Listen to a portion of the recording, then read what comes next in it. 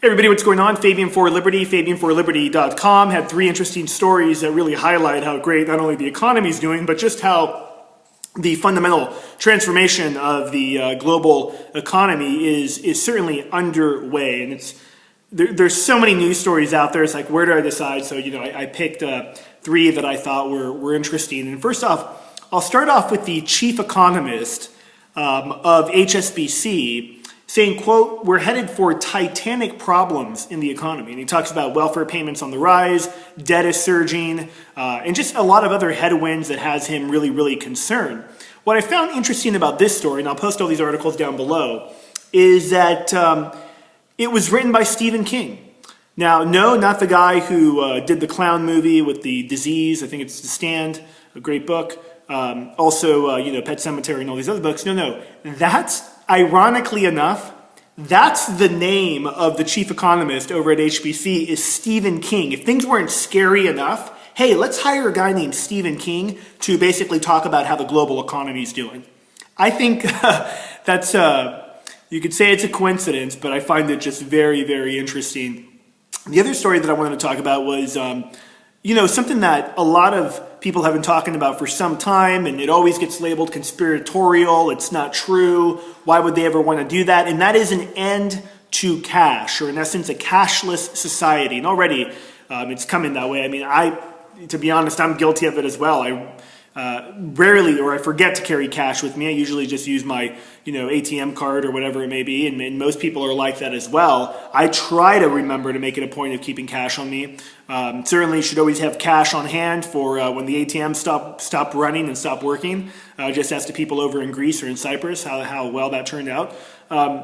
But Gordon Brown, one of the most predominant or well-known globalists out there, former Prime Minister of the UK, has basically come out along with several other countries and politicians saying, the way that we're going to be able to fix the economy and really control the supply of money is by having no cash. And in essence, this is a backdoor. If you don't think that government will restrict your purchasing ability, you think that's totally crazy talk. Like, they would never do that. I mean, this government's benevolent. The state loves me. They want to take care of me and cuddle me. Then you are completely out to lunch, because I'll give you just one example out of many that I could have chosen is Operation Choke Point, where the big mega banks, led by Bank of America and others, at the behest of the Obama administration, have stopped processing transactions or credit card transactions for gun manufacturers or for gun shops and sellers of guns. Like, oh, you're going to sell a gun? Well, we're not going to process your credit cards. So we already see how government uses this payment system, this electronic payment system, to cut people off or cut industries off that they don't agree with. So yeah, you have a rally to protest the Federal Reserve. You call out Obama on his killing millions of innocent people with his drone strikes and the unprovoked wars, in Libya and throughout the Middle East, or with George Bush in Iraq, whatever it is, whatever topic or whatever thing you want to talk about, boom, you are cut off. Certainly not something that's happening next week, but something definitely to watch. And this is the last story. I left it for probably one of the most important stories, I think. And that was Chicago's bond rating has now officially entered junk status, according to Moody's. And it's interesting because I was on, my life is so exciting. I was actually researching all the different countries around the world and what their bond rating is. And Chicago's was actually worse than a lot of countries in Africa and in a bunch of other hellholes that I would never want to live anyways. And it was amazing. I mean, this is one of the great, or used to be one of the great American cities.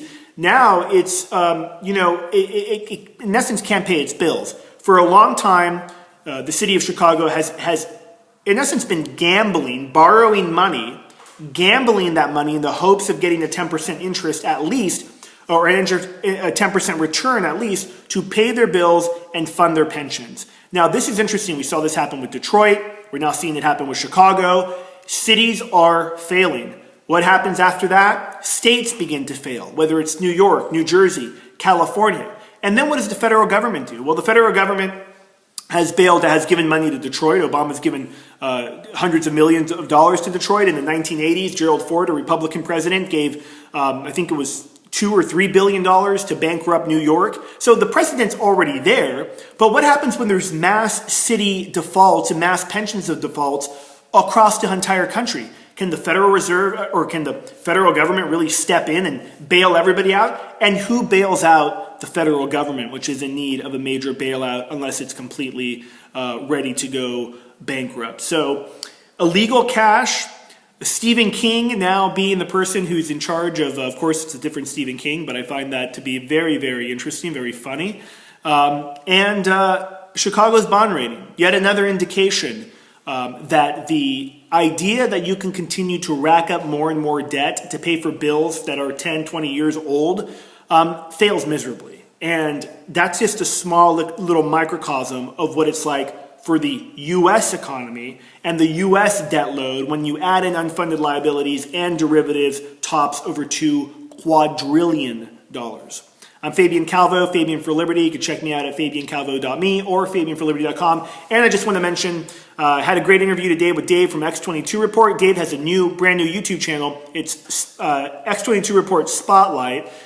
Different, interesting guests that he's interviewing. It's really cool. Check out his channel. I think my interview with him is released on that channel on Friday. All right, thanks for watching. I'm out.